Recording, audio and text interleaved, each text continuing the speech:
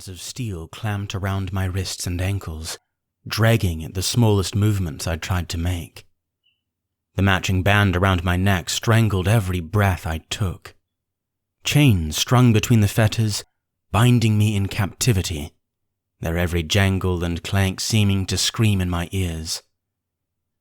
I felt like a marionette doll, strung to do every command of my captors.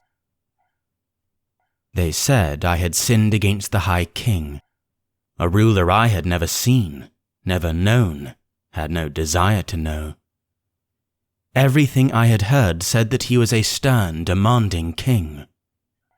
Yet, strangely, all of his subjects seemed to adore him.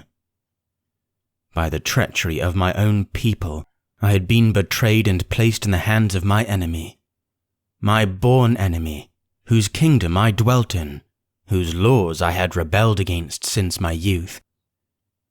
Now here I was in the capital, being taken to trial for the crimes I had committed against him. I stood before the High King's grand throne now.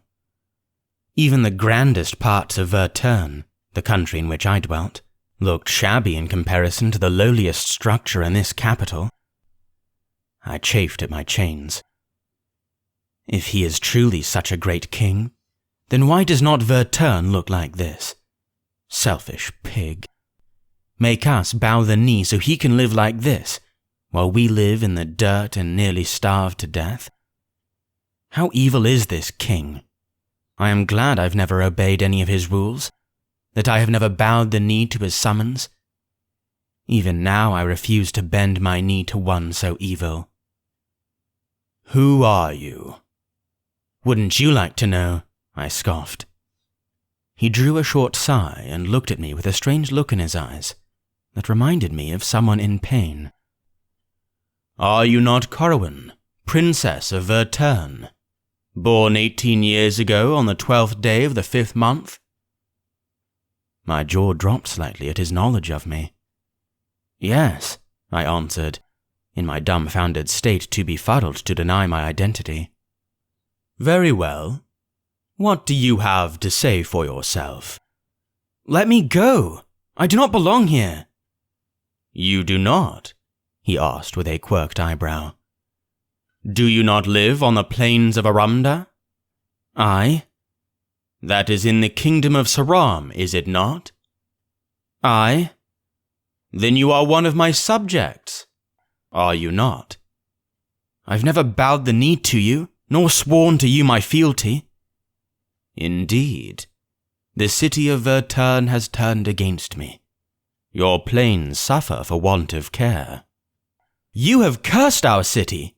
Because of you, our fields have become a desert. Because of you, we barely survive. I have sent you my envoys, and you have returned them all to me, some not alive. Serves them right, I spat from between gritted teeth. His mild eyes lifted to mine again, with that pained expression. Serves them right? He asked, his eyebrows raising. I looked back at him, realizing we certainly didn't share the same view on the matter. Those envoys were my friends, my servants, and your people tortured and killed them. For what? Sport? Because you were breaking the laws of my kingdom and would not pay your dues? He rose from the throne and walked down the short stairs between his throne and me. My mouth had grown dry at the anguish in his eyes. I had never imagined the High King to be like this. He was nothing like he'd been described by the storytellers of the Invader. A griping king, a demanding king who wanted to work us to the bone and drain us of all our resources. The thought of the people that I had witnessed humiliated, tortured, and sometimes slain for coming to our city, being the High King's friends. Though they had made such claims, I had never believed them to be true. Until now. My friends, my servants, deserved to suffer and die? There was such emotion in his eyes. My heart was